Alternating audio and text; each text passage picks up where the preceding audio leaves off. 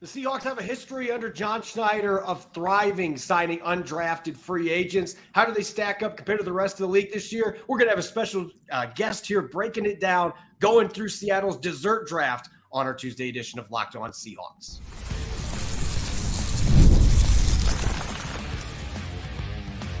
You are Locked On Seahawks, your daily Seattle Seahawks podcast, part of the Locked On Podcast Network, your team every day.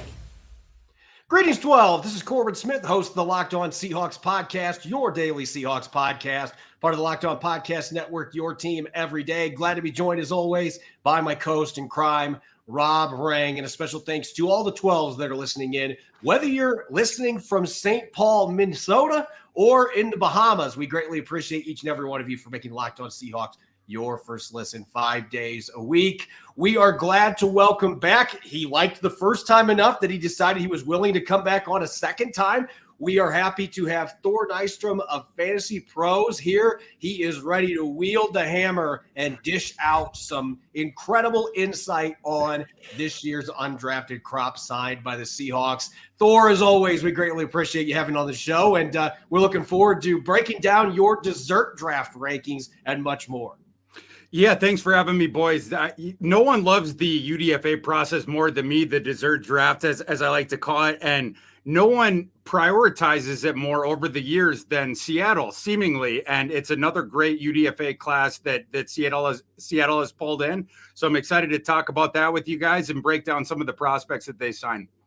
Before we get to this year's prospects, though, I got to give you some mad props because I actually went back and listened to when we had you on the show last year talking about the Seahawks dessert draft. And one of the players that you were banging the table saying has a really good chance to make Seattle's roster was Jake Bobo. And that was a player that Rob and I didn't necessarily have on our radar because of the testing that he had. But Jake Bobo went out and had a fantastic rookie year. Not only made the Seahawks roster, but caught a couple touchdowns in the regular season. So kudos to you, good sir. And I know that Seahawks fans are hoping to see the more Bobo movement continue under Mike Macdonald.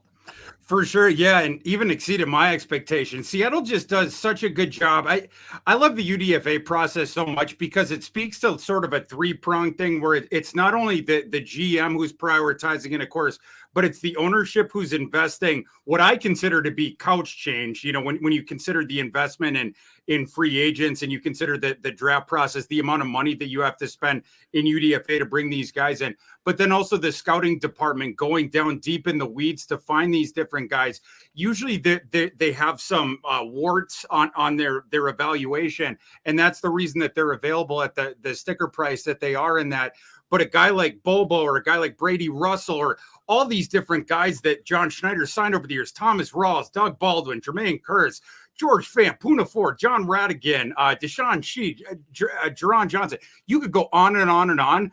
You can find free value in UDFA. It's the last sort of Wild West of that in the NFL where you can find that you can moneyball free value in NFL transactions. This is the last frontier of that.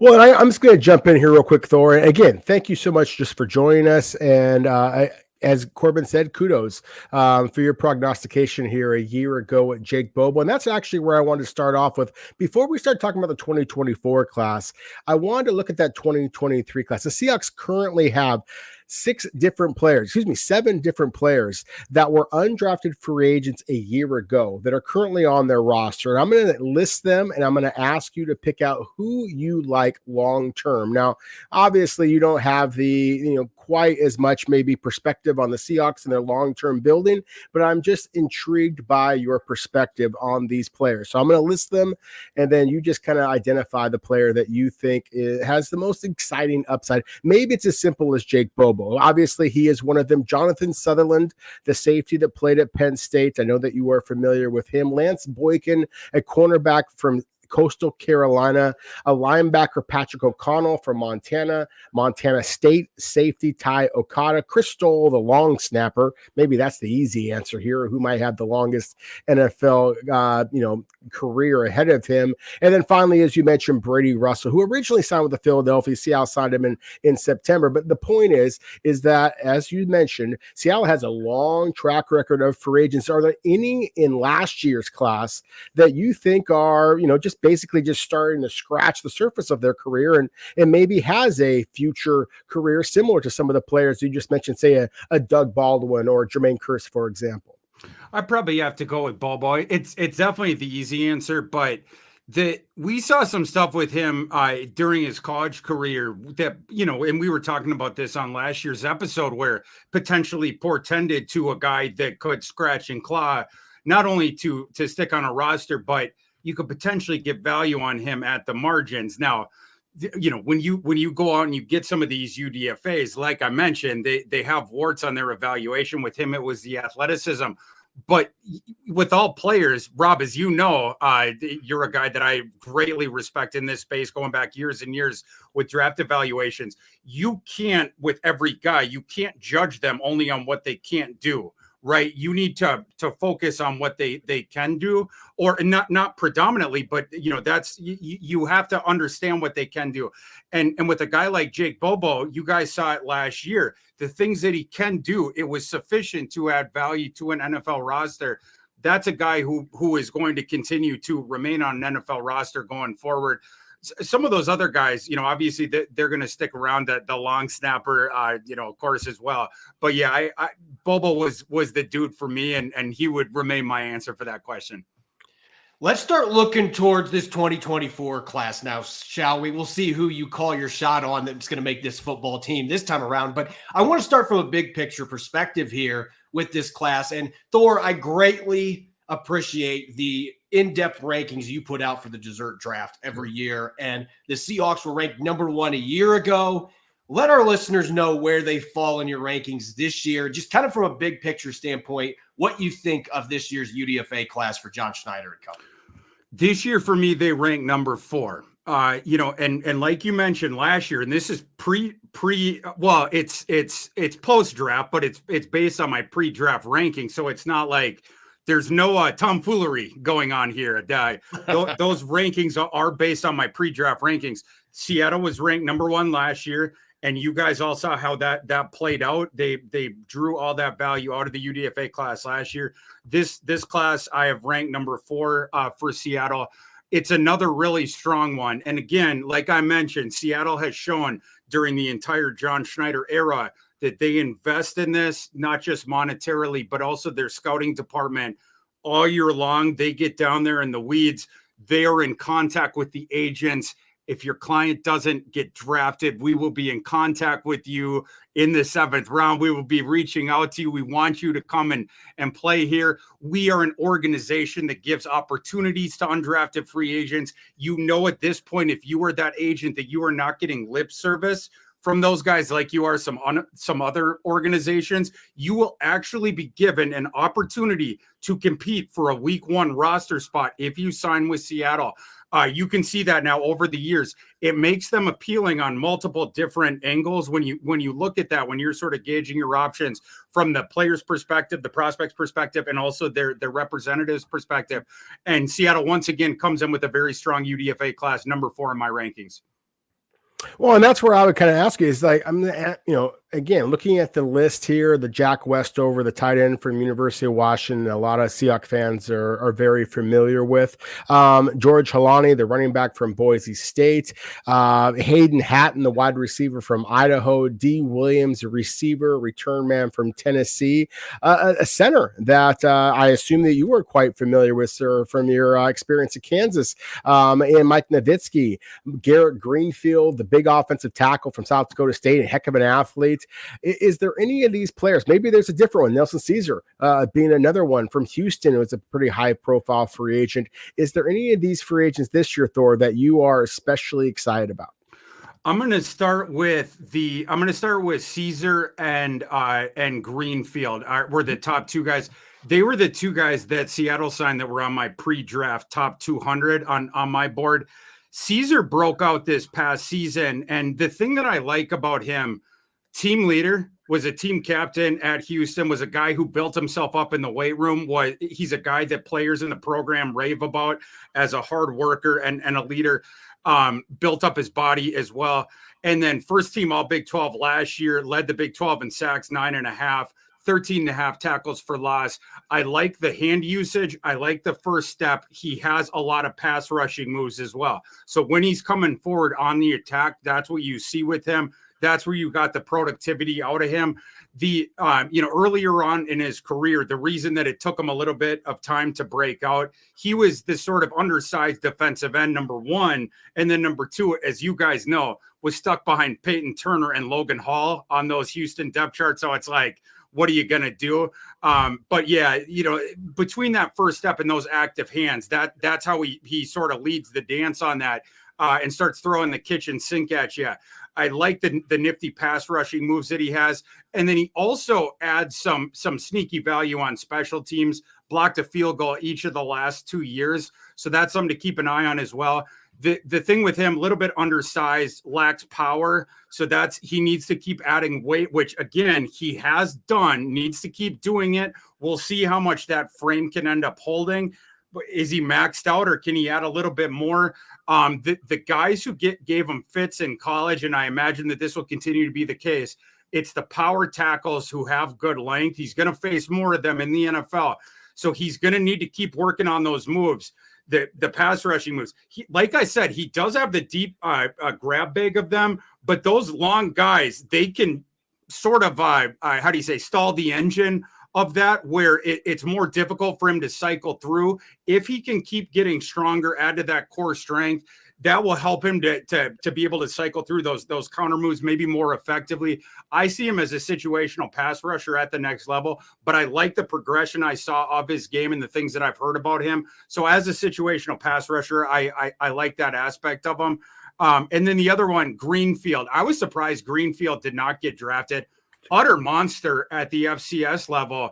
The size, the athletic profile, was an FCS All-American for what? Was it 3 straight years or two straight years? And on these dominant South Dakota State teams, right? Last year, they were just wrecking people over and over again. The one thing that he needs to work on, it's his footwork.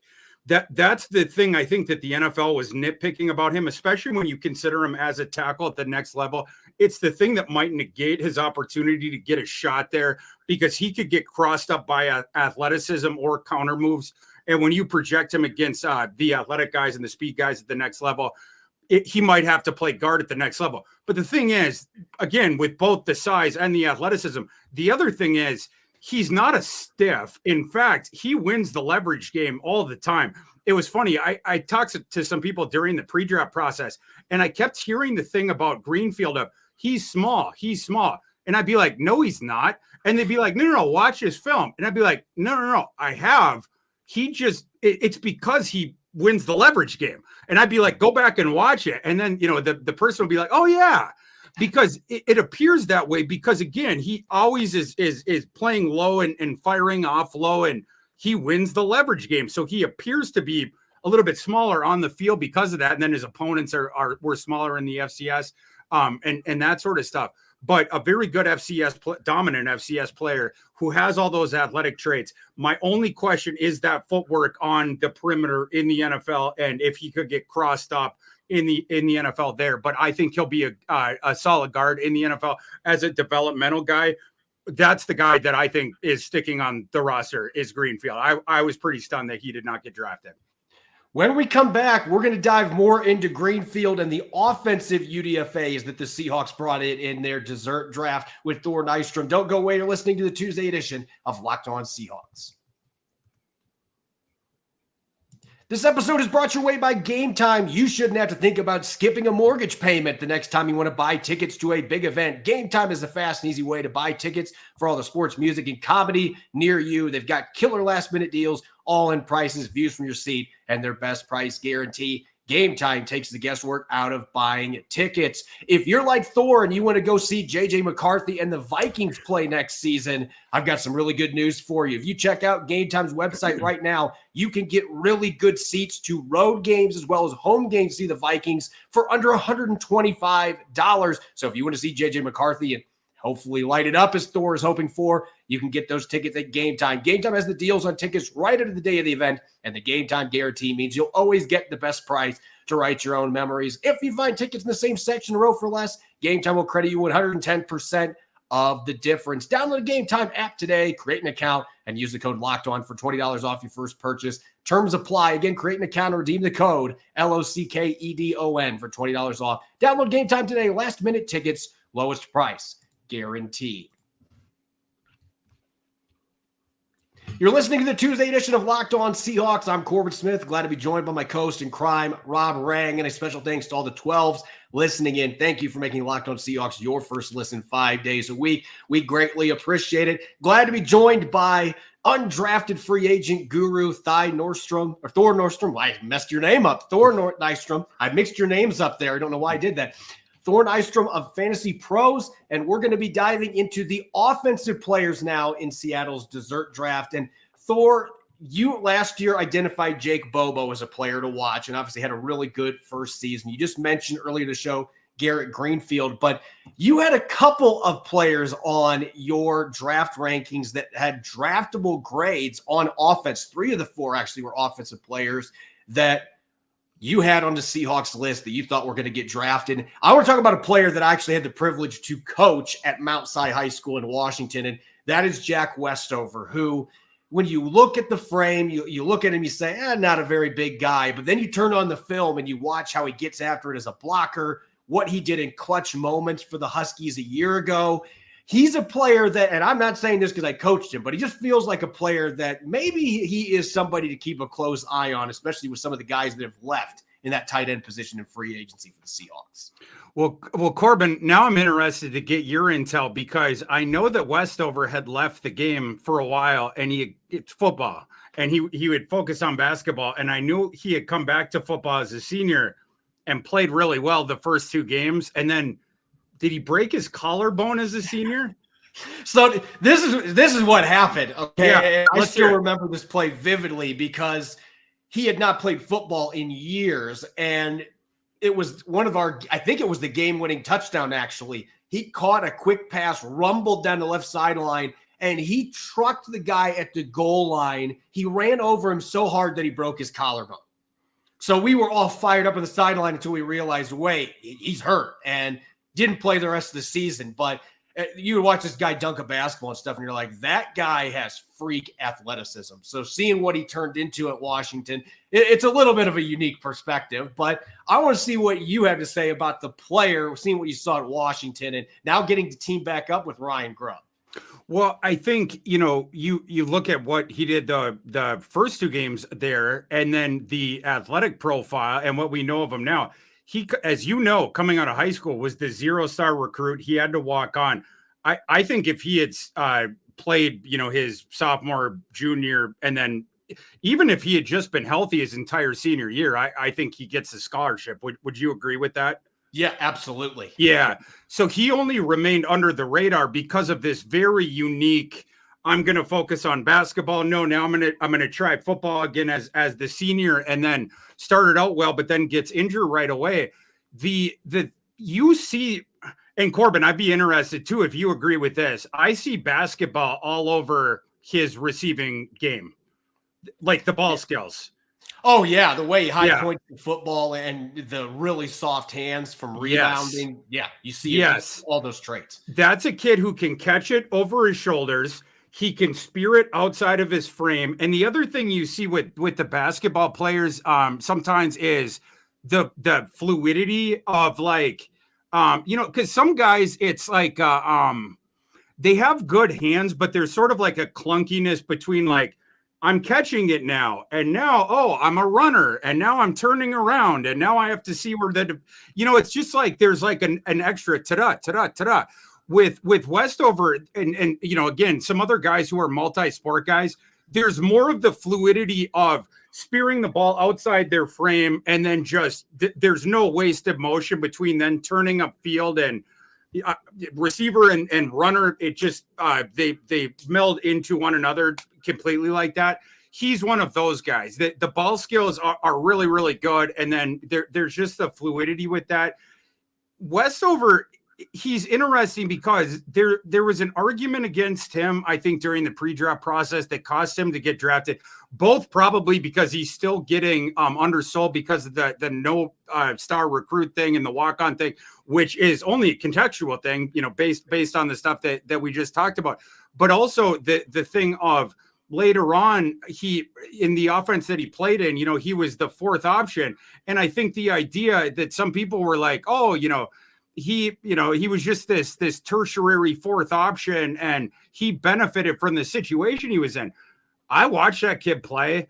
I actually disagree with that. I think if he had gone to a different school where you didn't have Roma Dunze, you didn't have Jalen McMillan, you didn't have Jalen Polk, and maybe Westover was maybe the second option or maybe even the third, but like higher up in the pecking order, I think he would have done more.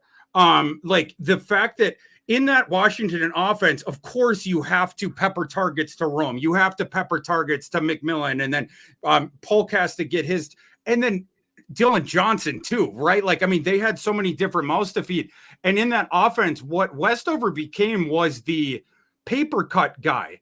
And he was like when the coverage resources were elsewhere and was crazy reliable in that role, right? Like, I mean, you saw this in the games where the coverage resources were going the other way, especially down the stretch last season. Don't tell, I know you have a relationship with him. Don't tell him, but Prize Picks, I was going the over on Westover down the stretch a whole bunch because, the coverage resources were going elsewhere and the game scripts were definitely going to Westover. I knew he was going to get the targets and I knew he was going to convert them. He again, very reliable. The hands are very good. And the other thing with him, it's not just the reliability with that. Now he's not going to go deep. That's one, he's undersized. He's not going to go deep, but very reliable, short and intermediate. So you're going to get that from him, but there's hidden value with him as well. He gets after it as a blocker. He's not going to, the power, he's not an inline guy, right? Just because of his size, but as far as like the H-back guy moving around, he can take out guys in space. The lead blocker guy, anyone that is his size or smaller, he's going to take care of them. Like he brings his lunch pail. And the other thing is he'll play special teams. Like anything that you need him to do, he's going to go out there and do. He's a lunch pail guy like that. I really like his game. I like the yak ability he does. And like I said, he's just super duper reliable. And I don't think the context helped him, whether it was the high school stuff, whether it was in college. I think it hurt him. And I think that there is a lot of hidden value. And I think Seattle might have gotten a hidden gem there in Jack Westover. Yeah, and I'm going to jump in here real quick. And you kind of talk about a player who is the exact opposite of Jack Westover. As we just kind of talked about, Westover had a abbreviated high school career in terms of football, and even his college career. I mean, he wasn't very productive until his final season at University of Washington. At the flip side, I want to talk about a player actually that Seattle drafted, but is a relatively small school guy that you may have been in Mobile to see him yourself in person. I was not there. I look forward to seeing you and to seeing others at the Senior Bowl as well. And that'd be Christian Haynes, Seattle's third round selection, number 81 overall. There's a lot of people out there, Thor, who are just absolutely just praising the Seahawks for the fact that he fell into their lap and they now have a presumptive starter in the interior. I'm just curious about your thoughts on Christian Haynes. He's I know I can't swear, but he's nasty. Christian Haynes gets after it. And what I respect so much about that kid is this day and age, everyone in that situation, they transfer to a different school. Right. And that kid stuck it out at some bad UConn spots. And the way that I always think about him, that Jon Snow gif where all the horses are coming and it's just Jon Snow with his sword. Yeah. That was Christian Haynes sticking it out at UConn. He was the one dude who was like, I mean, he would take out he would go up against the opposing team. He was taking care of his business throughout. You didn't see any lack of effort from Christian Haynes throughout. Like his tape, it's just so good. you could understand if a guy like that, if he got frustrated with this situation, if the effort waned at all, he's a stud, Christian Haynes. Like the guard position, as you guys know, it's devalued a little bit. And that's why some of those guys fall down a little bit more in relation to other positions. He was clearly one of the top couple guards in this draft class, and his draft position was as such in that pecking order. I'm a big fan of his. And at the Senior Bowl, when he got a shot to move up in competition, he in college, there was a couple of times he got to, go up in competition. He took care of business, but he took care of business down in Mobile as well. I want to real quick ask you, Thor, on the offensive side of the football for this class, because obviously we've looked at Greenfield and Westover. Those are your two highest ranked offensive players. You did have another one in George Holani that had a draftable grade. Seattle's loaded at running back, and yet at the same time, they only had 3 running backs on their roster going into the draft. I guess looking at the rest of this offensive group, who would you view as the sleeper to watch from this group that could potentially push for a Seahawks roster spot? Like beyond Holani? You can include Holani in there because Greenfield and Westover were your top 2, but who's that big sleeper in your mind that could make this roster on offense? Well, so I'm going to mention Holani, but I'll mention one other one as well after that. But Holani, I think he's got a real shot for RB3 because it's just McIntosh. You got to beat out, right? Mm-hmm. Yep. Yes. I think he got a shot to do that. People got to keep in mind when Holani came out of high school, he comes out at St. John Bosco High. He was playing next to DJU. He was a 4-star guy. When he went to college, he got nicked up a bunch when he was at Boise State. But when he was on the field, he was really good. The agility, he's not a joystick agility guy, but he's the speed north-south is really good. And he's a fighter. I really like the physicality that he runs with as well. Number 5 on Boise State's all-time rushing list, despite the fact that he was nicked up and despite the fact that he had to share time with Ashton Jeanty as well when he was on campus. The per snap numbers for Holani as well are very, very good. The yards after contact numbers are fabulous with him. He breaks the tackles. Last year, 111.7 111.7 or higher elusive ratings in each of his last 3 seasons. So he breaks tackles, and then he has that north-south thing. So, he's a guy to keep an eye on. He has some receiving utility as well. If I'm Kenny McIntosh, I'm watching out. George Holani just needs to stay healthy in training camp. That's the thing with him. He gets nicked up, but if he can stay healthy, he is a little bit on the older side. But of course, with the rookie contract and stuff coming in, all he needs to do is outperform McIntosh early on, and he's going to make that roster stay healthy. So he'd be a guy to watch out for.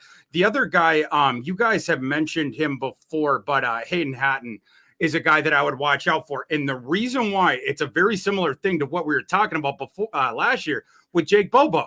He fits sort of the mold of that. Now, Bobo's a little bit bigger, but in very similar vein, Hayden Hatton, he's got even better touch production. Of course, he's coming from a lower level, but 3,449 yards in college over his career, 33 touchdowns, 2-time FCS All-American at Idaho.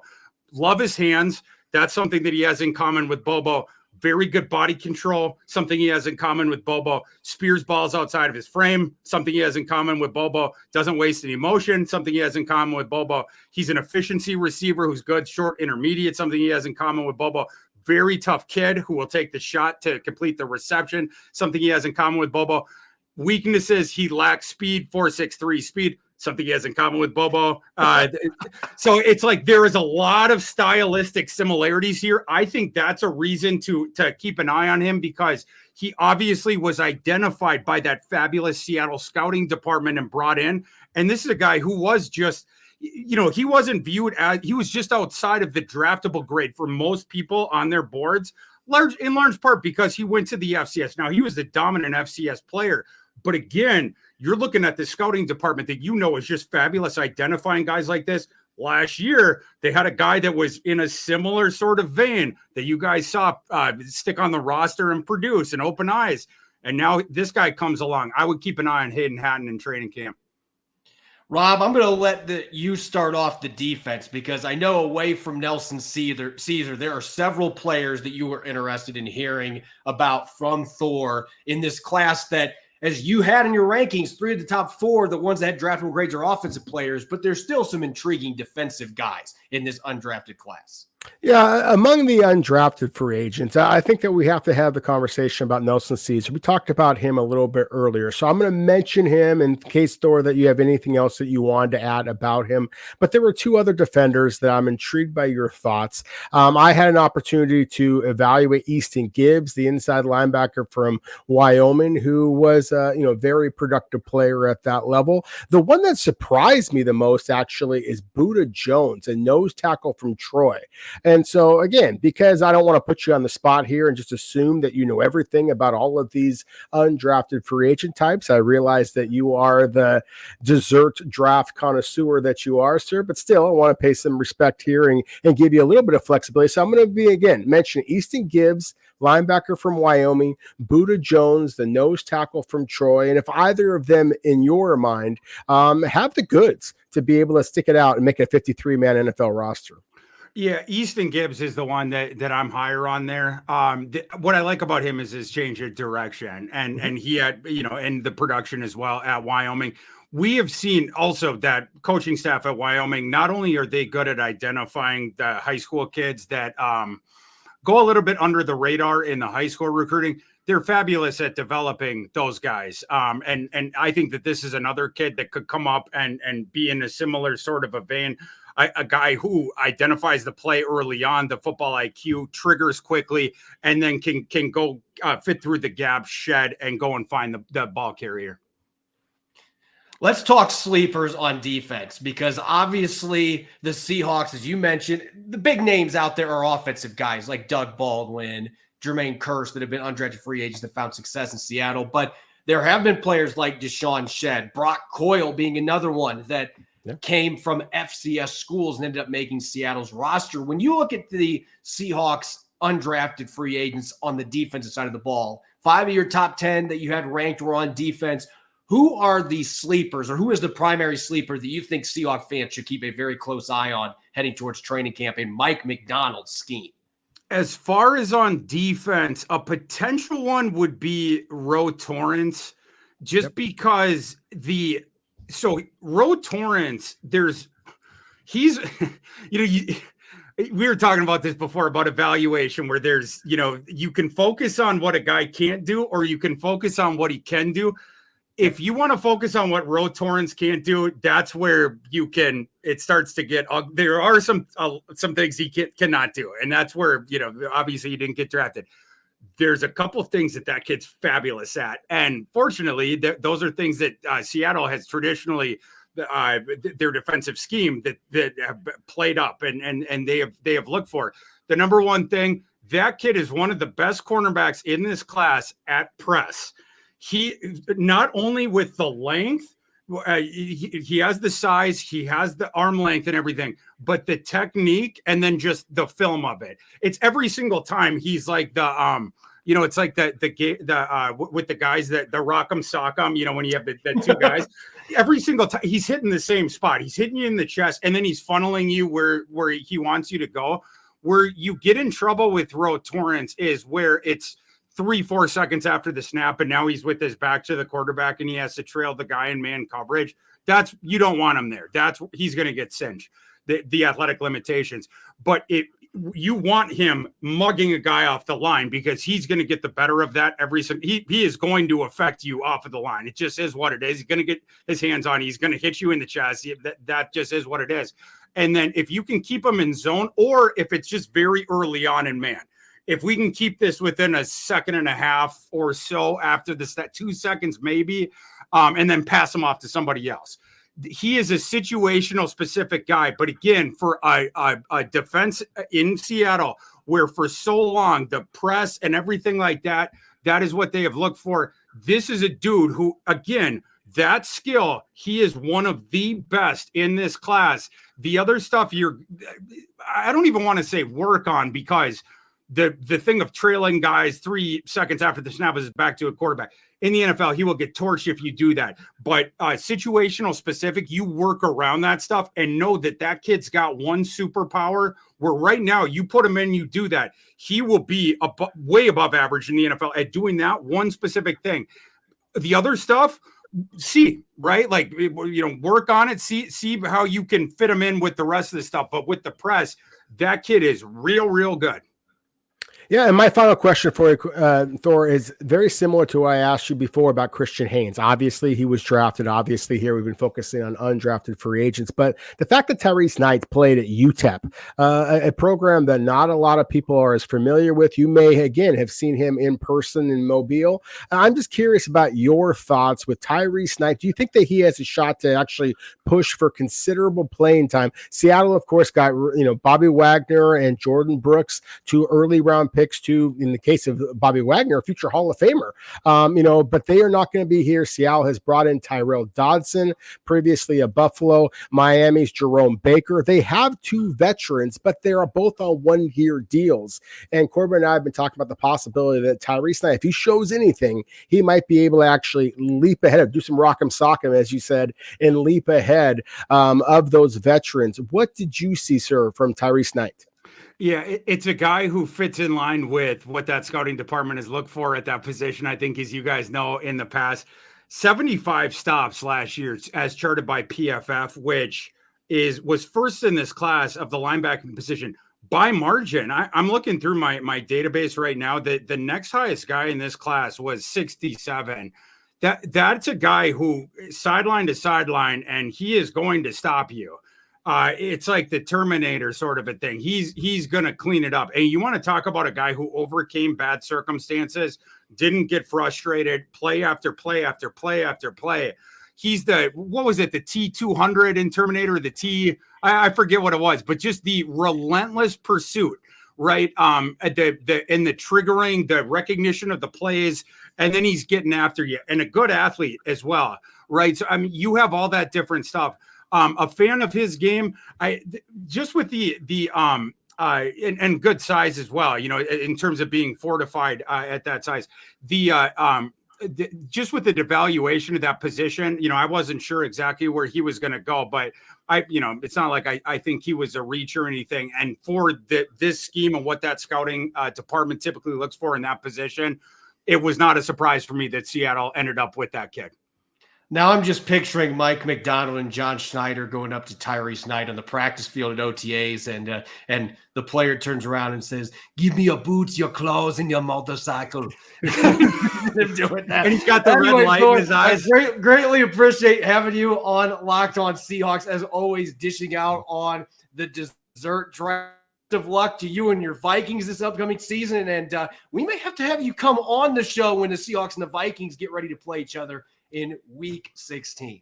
I would love that. Hey, thanks so much for having me again, guys. Really appreciate it.